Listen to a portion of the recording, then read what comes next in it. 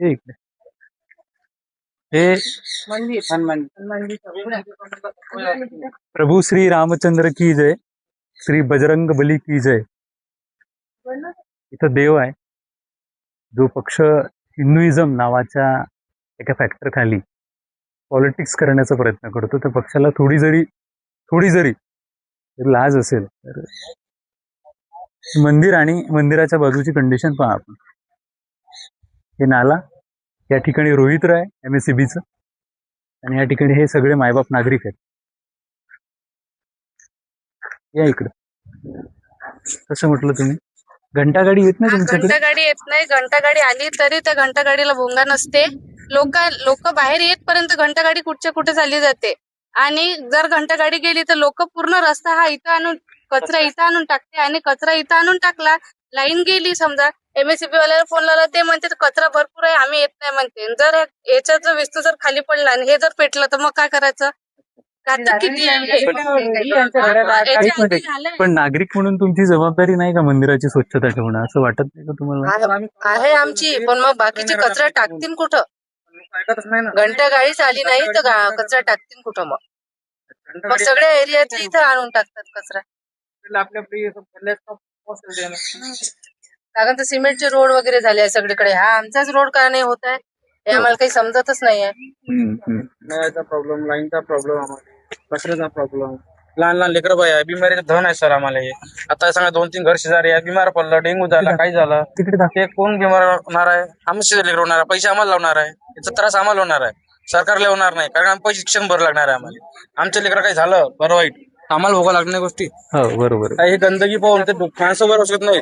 इथे लेकरांची बिमारी किती स्मेल आहे खराब. इथं असे डुकरं वगैरे आहे कारण इथं गंदगी आहे. इथं गंदगी नसते, डुकर असते साहेब, इथं नसते. कोणाचं घर आहे? काय सांगाल माऊली? कचऱ्यामुळे, घाणीमुळे आणि मच्छरमुळे डेंग्यू, व्हायरल इन्फेक्शन हा सगळा त्रास होऊन राहिला आणि लोक बिमार पडून राहिले. घर कुठलं तुमचं? हे बाजूचं. अच्छा. रोजच्या रोज तेच. आणि हे गंदगीच काही साफ होत नाही. मच्छर भयंकर असतील ना? पुष्कळ. आणि कोणतेच मेंबर लक्ष देत नाही. अरे 4 दिवस जर पाणी असलं ना हा कचरा इथपर्यंत येते दादा, मग पायी बी चालू नाही शकत कोणी. म्हणजे ना इतका प्रॉब्लेम होते का गाडीवाले कितीदा पडते तसं, कारण जागाच नाही राहत. हा कचरा इथपर्यंत येते ना, पाणी इथं साचलेलं असते आणि हा कचरा इकडून येते, मग जागाच कुठं असते.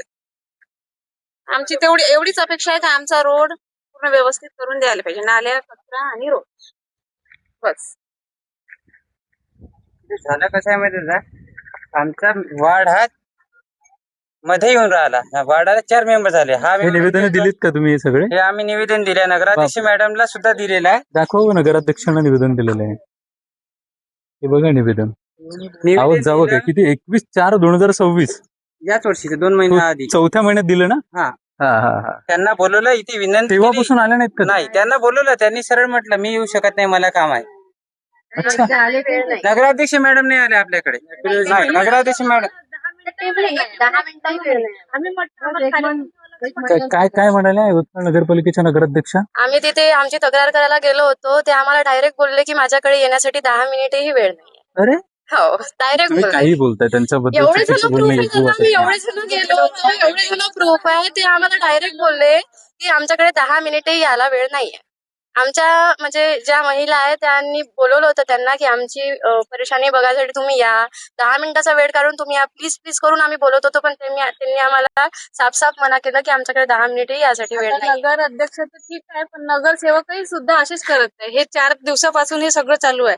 अजून एकही जण आलेलं नाही. नाव आचल बेद्रे. या इकडे समोर.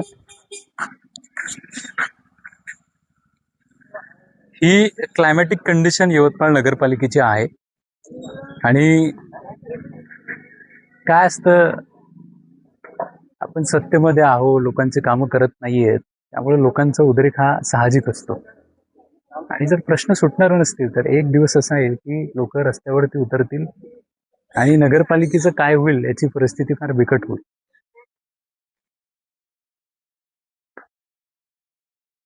ठीक आहे, थांबतो. पंढरी पाटे, यवतमाळ अपडेट.